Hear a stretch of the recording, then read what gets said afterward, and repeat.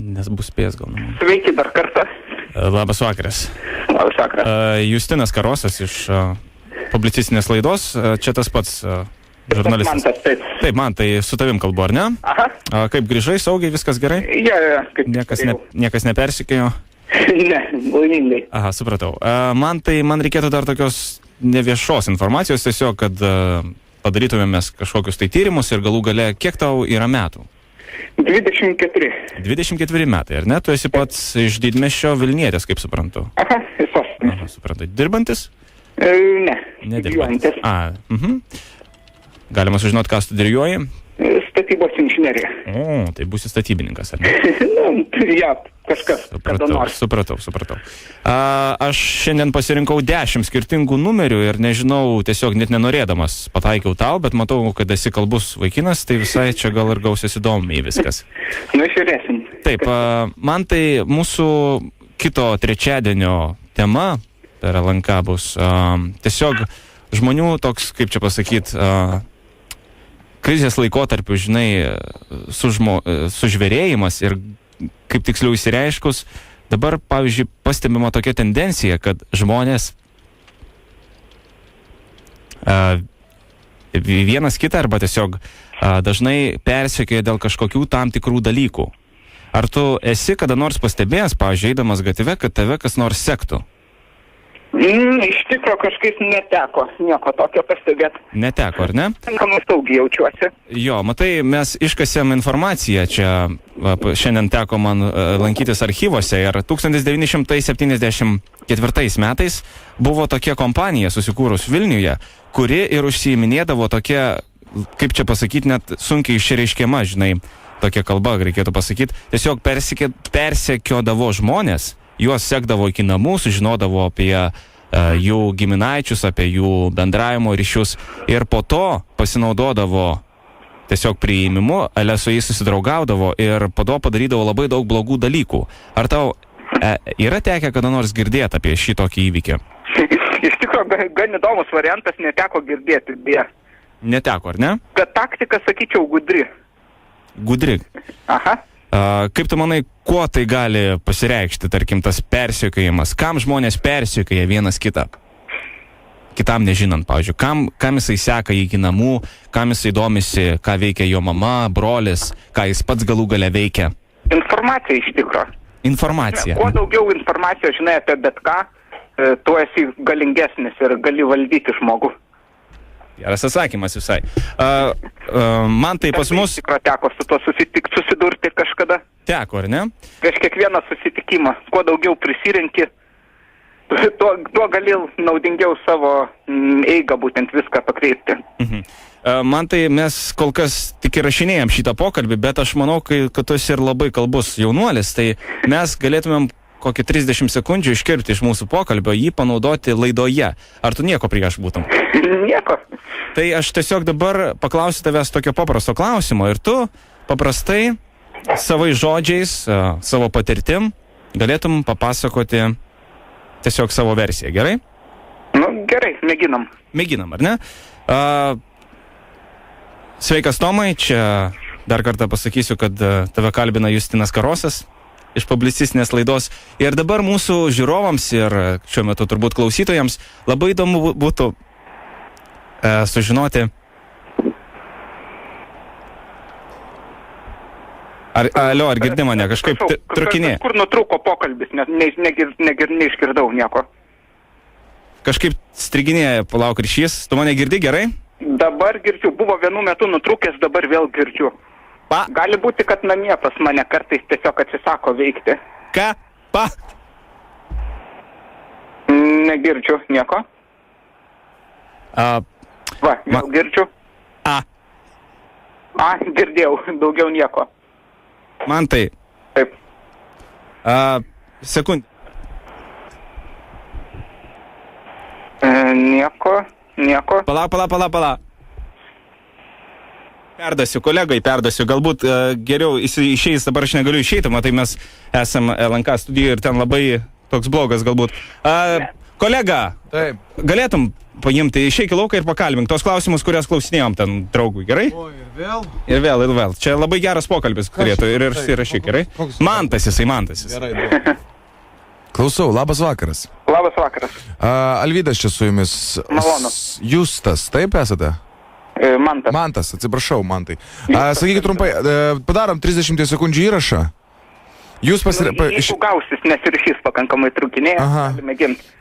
Man reikia, kad jūs dabar taip visiškai natūraliai, paprastai, tarkim, iš savo patirties, pasakytumėte, ką jūs manote apie žmonių persekiojimus, ar ne, ir tarsi kišimasi į jų gyvenimą be kito žmogaus sutikimo. Gerai? Aišku. Tvarkoj. Pradėti jau, ne? Jo, tiesiog sakyt, aš manau, tiesiog nuo to galim pradėti.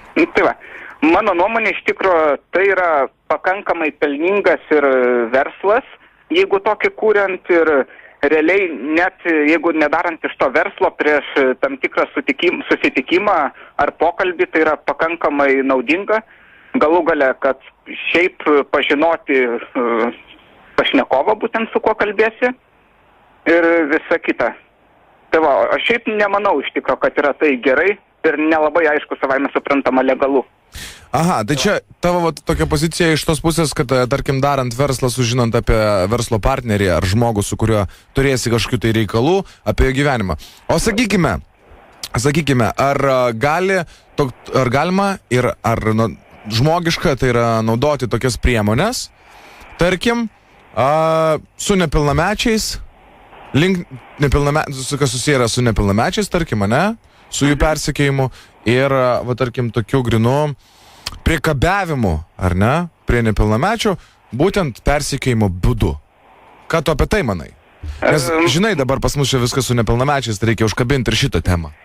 Na, iš tikrųjų, ta prasme, manau, kad tai savaime suprantama nėra gerai, tačiau bandant prieiti prie tėvų, tikiu, kad tai gali būti įmanomas variantas. Prie tėvų? Taip. Per vaiką turiu omenyje, ar ne, kad sužinot informaciją visą apie tėvus? Nebūtinai apie tėvus, tarkime, kad turėti ką tėvam pateikti.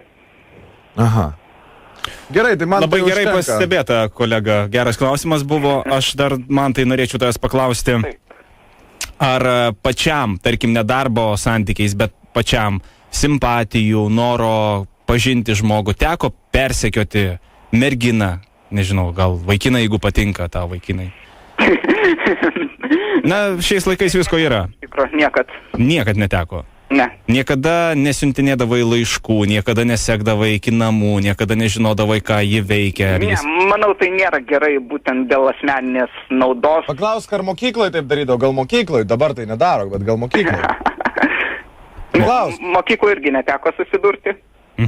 Niekada nerašinėdavai kažkokių meilės laiškų, kur būtų atskleista tavo... Čia tau kitas reikalas, čia tau nėra persekiojimas. Na taip, bet jeigu tiesiog paštu į namus siunti, tai aš manau, kad tai jau šioks toks yra persekiojimas.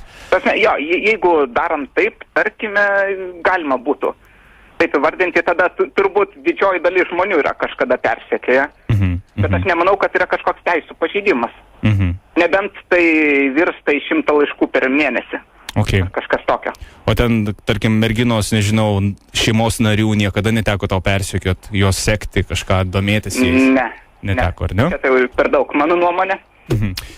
Brangus Tomai, į mūsų laidą kreipėsi viena mergina, kurios vardas yra Rolanda. Aha. Taip. Ji kaip tik mūsų studijoje šiuo metu, dabar ji yra filmuojama, žodžiu, turi savo tokią istoriją. Ir leisk man paminėti, jog aš skambinu žinodamas, kas tu esi. Aha. Ir žinodamas, ką tu padarei. Ta prasme? Ar tu pažįsti panelę Rolandą? Teko susidurti. Teko susidurti, ar ne? Kokie santykiai sieja jūs? Paprasti. Ta prasme paprasti. Tik tai seksas? Ta prasme, čia iš tikrųjų yra pakankamai asmeniška. Taip, pakankamai asmeniška. Jeigu viskas būtų labai asmeniška, aš manau, kad panelė Rolanda arba ponė Rolanda nebūtų kreipusi į mūsų laidą. Nes ji įvardyja, ponas Mantai, kad jūs ją karts nuo karto, nežinau kuriom dienom, bet Na, jie domitės, jei rašote įvairius laiškus. Net ji parašė, kad jūs sekate jos šeimos narius. Ne, ta prasme, skamba labai linksmai, bet aš jau pradedu jaustis kaltinamas kažkokiais nebūtais dalykais. Na, aš tik pasakau tai, kas buvo minima jos rašte. Ne, tai džiugu, ta prasme, aš nematau kažkokio reikalo, kaip tai vyksta visą tai, bet ta prasme, jeigu yra kažkokia problema, tam yra prokuratūra, visą galima įsiaiškinti. Tai jūs teigiat ar neigiat? Taip? Jūs teigiat ar neigiat? Aš neigiu. Neigiat. Taip. Ačiū Jums už atsakymą. Tai buvo Mantas. Taip. Ir dar šis tas. Zip FM. Labas, Mantai. Trukdo iš tikrųjų tai radio stotis Zip FM iš Vilniaus. Sveiki. Labas. Ir mes visą laiką buvom tiesioginiame eteryje, žinok. Supratau iš tikro. Va, kaip džiugu. Tai šunuolis, supratingas vyrukas. Tikiuosi nepykstim. Tiesiog Rolanda parašė tokią žinutę ir Tai sakė... mes nusprendėm išsiaiškinti. Mes Jo. buvom radio detektyvai dabar. Jo, šitas, čia nėra dėl ko pikti, iš tikro geras prikolas. Ir Rolandas sako, aš priimu viską juokais, ką jisai daro, bet neturiu galimybę sužinoti jo kontaktų ir kitaip jį pamokyti, tai kreipiuosi į jūs. Ta prasme, iš tikro, jeigu jinai girdi, gali perduoti, kad lauks didelis kerštas. Tai ką, padėks namą? Riebus kerštas. Riebus, labai riebus. O man tai kaip tu susipažinai su Rolanda? Ilga istorija. Supratau. Ok, ačiū, iki Mantai. Eterija gal. Tvarka. Gerai. Iki. Čiau. Koks tu kietas. Radistai nuo pirmadienio iki ketvirtadienio 18 val. Vakare per Zip FM.